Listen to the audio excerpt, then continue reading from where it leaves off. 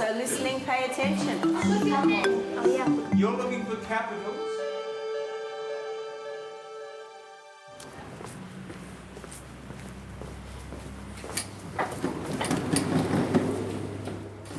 And I want you to try and work out the answers. Off you go. Where's that put? Work it out on the page. So I'll break that top one.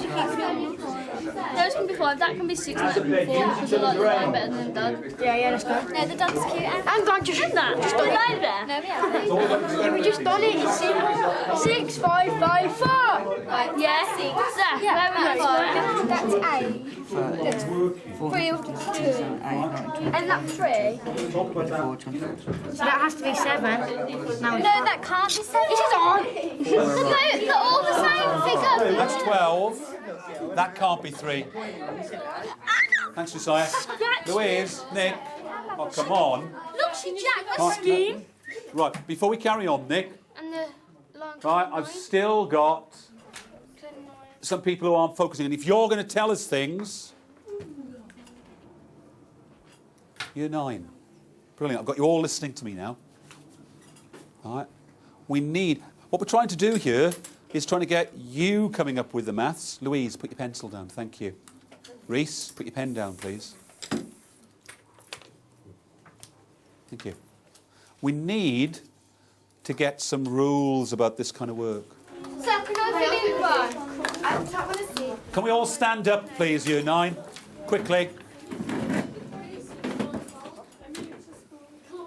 For some reason, I've got a couple of you still sat down. Josh, that was stand up, please.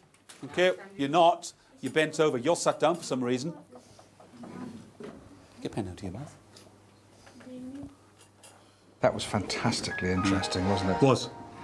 We whizzed through 3 or 4 tasks that in the previous lesson we might not have got to the last task. On the downside, I'm clearly going to have to get a lot of protocols set up with this class for that kind of work, because there were too many times when we had to come back into the, no, well, actually, this is how it works.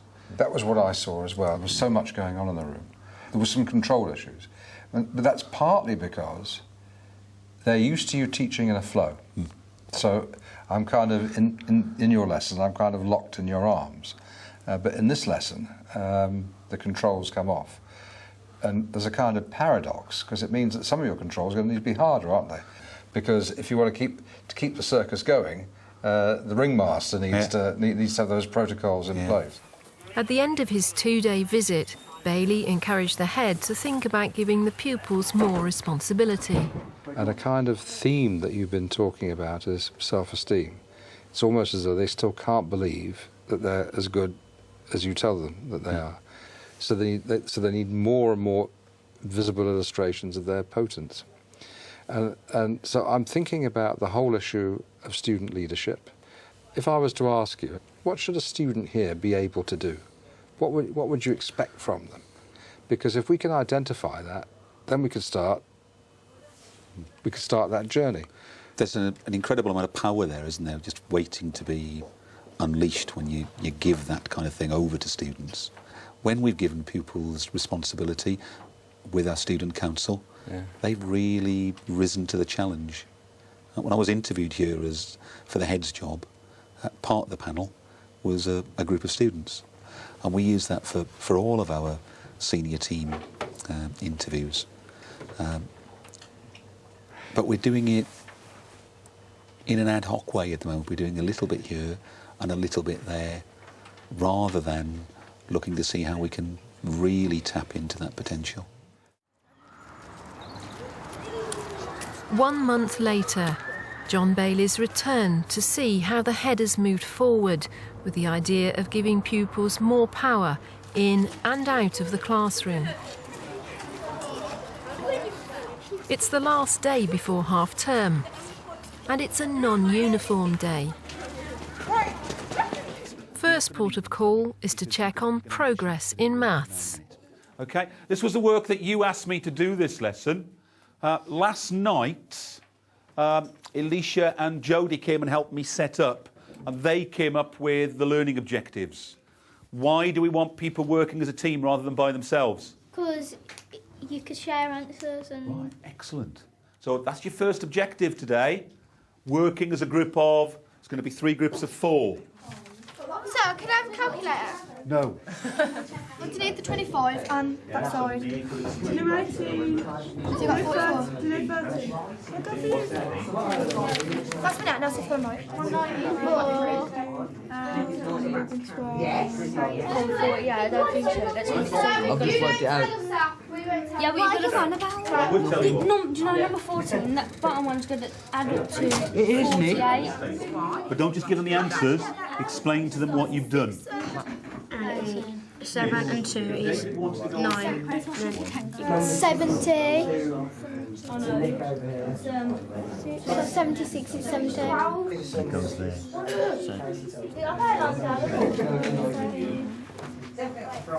We're still doing really well over here because we were before. Right, on 3, please. Pens down. Everybody this way, please. 3, 2, 1. Right. Alicia, what was the first learning objective? To work as a team. To work as a team. So, do we think we've met our first learning objective? You think? No. You don't think you have, Alicia? Why not? Because none of us did. Because we worked in a twos, not... Right. Isn't a 2 a team? Well, they did. Yeah, but it's not a 4. Not a 4, but we didn't say to work as a team of 4, did we? Wow. So do you think you worked as a team of 2, Ellie? Pair. That's a pair, That's not a team. Still a team. Pairs a team. I'm happy with pairs a team. Okay? I remember last time we were here, I think the phrase was, you unleashed them a bit. But whoa, there was some, the pony got out a little bit and you were a little bit worried about behaviour issues. Today, it seemed much better and easier. I was really pleased with the quantity of work that was covered, and that's one of the things I've noticed more and more over the last 3 to 4 weeks, that those students that get it right do a tremendous amount more when they are taking control of it. But I was also very pleased with the quality of the group work. But what of the bigger picture? Well done, that's fine. Good boys. Right, can you hold the door open? I got all the form tutors and I said, send me half a dozen stars from your form. Took group photographs of them in the form. Oh, really? Right. Later on that week, we had a Key Stage 3 and a Key Stage 4 assembly, and we went through what Ofsted said about us. And then I said, but we've been told that we can't make any more progress whatsoever unless we bring experts in. And I had some really puzzled expressions looking at me at that point. And then the next 5 minutes of the assembly was a montage of these photographs of the stars from every class. And I said, there they are. There's the experts. And we're going to say, you are the people who are going to take this school on to the next level. Are you interested? Are you up for it? But what might be the direct link between that and the number of children sent out of lessons? One of the things it's given me the power to do when talking to children who've been sent out of lessons in the corridor, to say, oh, you were there for that assembly that we did the other day, weren't you? Who did I say could turn this school around? And it starts that conversation, oh, we're the ones who can turn the school around. In the longer term, the head's also planning to train up some of his star pupils to become student ambassadors and lead by example. Yeah. How about wander outside? Meanwhile, how are things looking at break times?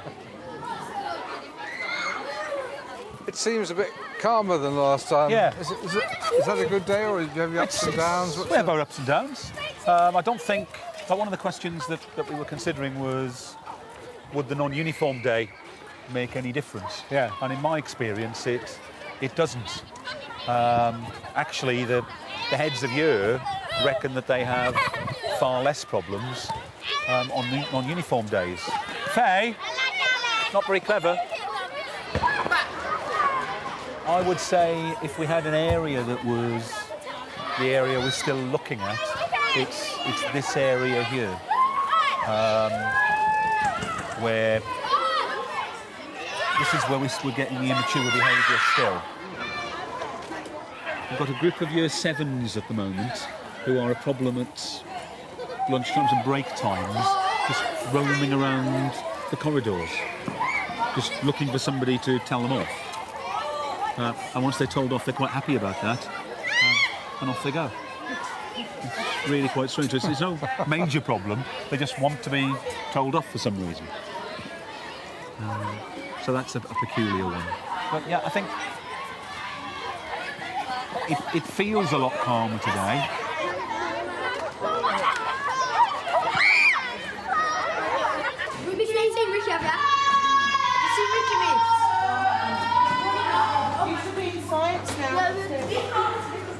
And what do the two ASTs, Siobhan and Bethan, think? Personally, I feel it's so endemic in our students that something within 4 weeks isn't going to have a big impact. No. However, if you start at the grassroots, then who's to say that it wouldn't grow to have a bigger impact? The problem is that they still need more to do at lunchtime. They need more to do at break time. We have out-of-hours packages to do with them at the end of the school day, at weekends, but what can we actually offer them at break and lunchtime? I mean, one of the things that probably really support parents around here would be a breakfast club. You know, a really good breakfast club with things to do to focus them, de-baggage for the day, the resources basically to do it. And again, in 4 weeks, you know, we've generated an awful lot of things that we want to actually try to do, but it's doing those things. Ideas include consulting more with form groups and boosting the role of the student council. Bayley asked them how much influence they currently have. Sometimes when I'm in the corridor and people are messing about, if I tell them, then they will stop. So it's not that they won't do it, it's just if they're cheeky enough to do it, then they will cheeky back. But if they respect the elders, then they won't. OK, so you do have some informal authority? Yeah. Yeah, OK. There could be things like possibly during some form time, the student council representative could go up and take some questions of what they want to put forward. The school council can't do anything without even consulting their teacher or the teachers. We pupils, so we should have the right to say what we feel. They shouldn't just dictate to us what they want us to say, and then they don't give us our opinion to say back. If we weren't here, you wouldn't have a job because you're teaching us. So we both need to respect each other. And also, one of the things, there was real feeling when you said that. There is conflict in every institution because every institution involves people doing things they don't want to do some of the time, and then you get anger and feeling, and knowing how to handle that and manage that, that is truly the 1000% #1 life skill. The day's over, but for Frankly High, the pupil revolution may have just begun. And is student voice a real thing? It's not just a fashion, is it? I don't mind anything being a gimmick if it delivers what you're after. I think there's been an awful lot of emphasis across secondary and primary schools in the last 5 to 10 years on teaching and learning. And I think what's happened is we've created an awful lot of very good teachers. The only way to make similar progress in the future is to create an awful lot of very good learners. We're going to end up going in directions we'd never even thought of, that they're going to come up with their own solutions, because only when they do that will it be something that will work. Because if they've not got a vested interest, why should they buy into it?